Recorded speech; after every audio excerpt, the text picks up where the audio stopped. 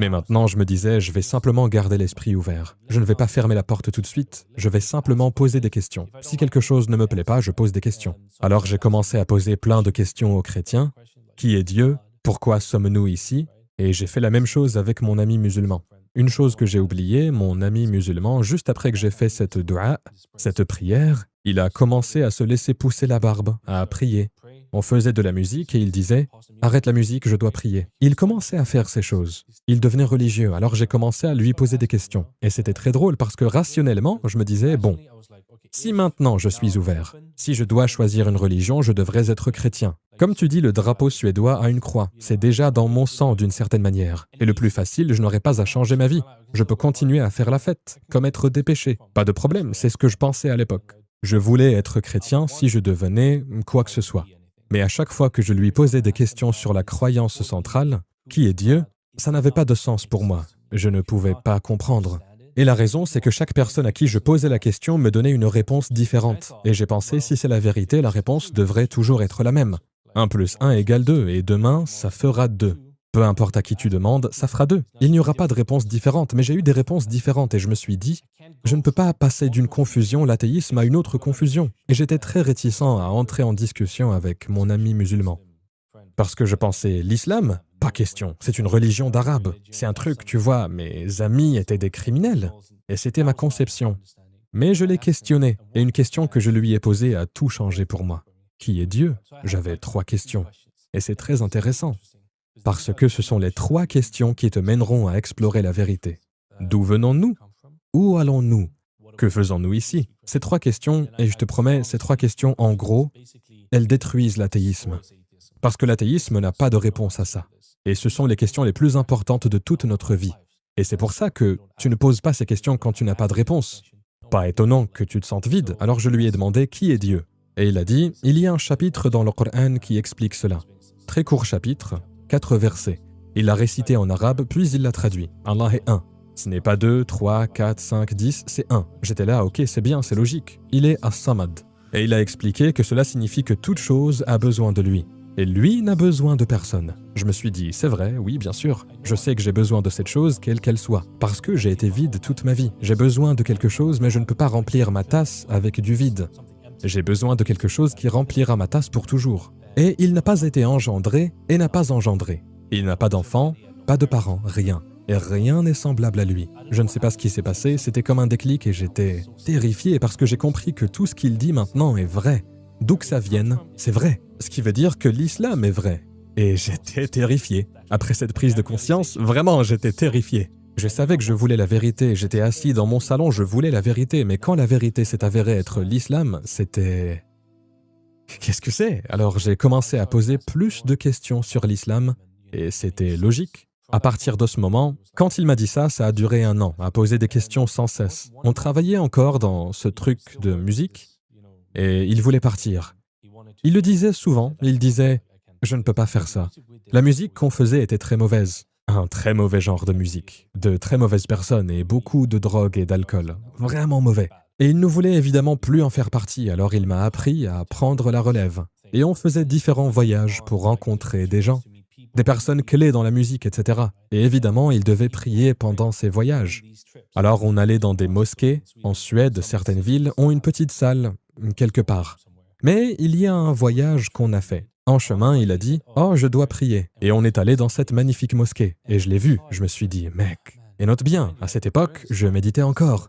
Je faisais encore ma petite routine de prière chaque matin. Et je me disais « Hey, tu sais, mon ami, il a l'air heureux. Chaque fois qu'il revient de la mosquée, son visage est lumineux. » Je me suis dit « Je me demande ce que ça fait. » Alors je lui ai dit « Il s'appelle Mansour. Alors Mansour, ça te va si je t'accompagne à la mosquée ? Juste pour voir ce que c'est. Peut-être que je peux me joindre à la prière, mais tu sais, je ne vais pas devenir musulman. Juste un essai gratuit.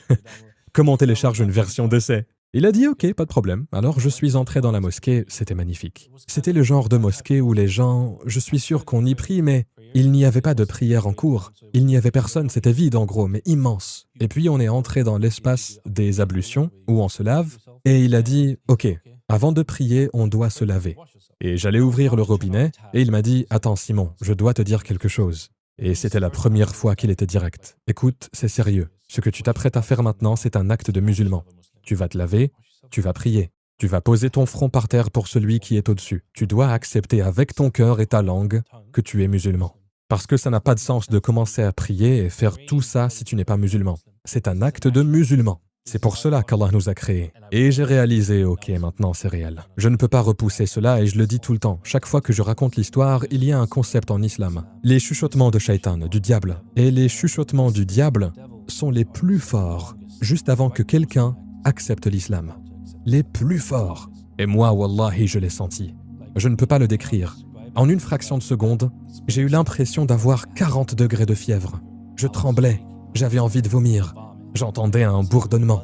Comme des milliers de mouches autour de moi. C'était juste... Je ne pouvais pas me concentrer, c'était comme bzzz, et j'étais là, qu'est-ce qui se passe? Et à ce moment-là, c'était... Qu'est-ce que tes amis vont dire? Que vont-ils dire? Et ceci... Tu sais, j'avais souvent cette conversation avec mon ami. Si je devenais musulman, que diraient mes amis? Tout ça. Et mon ami disait toujours, écoute Simon, pendant tout ce temps que je t'ai connu, tu t'en fichais. Tu vas à une fête, tu agis comme un fou, tu te fiches de ce que pensent les gens. Mais maintenant qu'il s'agit de l'islam, ça t'inquiète? C'est plutôt drôle, non? Bref, à ce moment-là, j'ai juste ressenti ça. Et c'était genre, je veux m'enfuir, je veux juste sortir d'ici. Mais il y avait quelque chose que je ne peux pas décrire. Une lumière là-dedans, comme une voix ou quelque chose qui me disait, si tu ne le fais pas maintenant, tu ne le feras peut-être jamais. Et tu pourrais finir comme ta mère. Tu auras une vie misérable, tu vas mourir et tu le regretteras. Tu sais que c'est vrai. Et je me suis dit, il faut que je le fasse. Alors je l'ai dit. J'ai dit, Ashhadu an la ilaha illallah wa ashhadu anna Muhammadan Rasulullah. Je l'ai juste fait. Comme ça. Tout ce que j'avais ressenti, l'envie de vomir, tout disparu. C'était comme si quelqu'un avait versé de l'eau fraîche sur ma tête et je me suis senti comme neuf. Tout avait disparu. Et ce vide dont j'ai tant parlé, pour la première fois de ma vie, il n'était plus là. Il n'était plus là. Comment le décrire?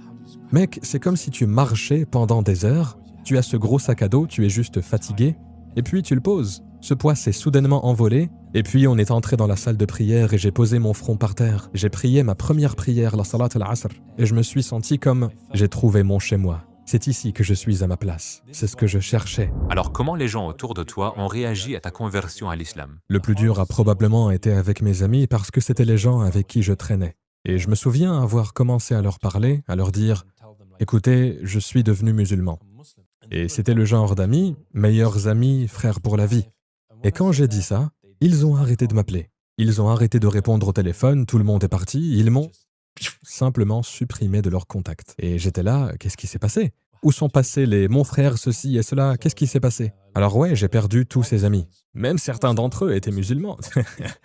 Mais ils ont réalisé, écoute, si tu vas être un vrai musulman, on ne peut pas rester avec toi. Et c'était dur. Un magnifique verset dans la sourate Al-Baqarah, un des versets que j'aime. Il se peut que vous aimiez une chose alors qu'elle est mauvaise pour vous. Et il se peut que vous détestiez une chose alors qu'elle est bonne pour vous. Allah sait et vous ne savez pas. Et c'est l'une des façons dont Allah m'a protégé. Qu'est-ce qui se serait passé si je continuais à traîner avec eux, à aller à ces fêtes en tant que musulman? Je ne sais pas, peut-être que je serais tombé. Quand je l'ai annoncé à ma famille, deux choses assez drôles se sont produites. J'étais assis avec ma famille, j'étais tellement nerveux et je leur ai dit « Écoutez les gars, j'ai décidé de devenir musulman. » Et c'était « Hein ?» Ils ne savaient pas quoi dire. Et ils étaient genre, tu ne vas pas devenir un terroriste, hein? Tu ne vas pas... Parce qu'à cette époque, il y avait toute l'histoire de la guerre en Syrie. La guerre battait son plein, alors ils étaient là, tu ne vas pas partir là-bas pour tirer sur des gens. Ils posaient ces questions bizarres. C'était l'une des choses drôles. Une autre chose, à mon lieu de travail, souviens-toi du studio de musique. J'étais un peu le patron là-bas maintenant.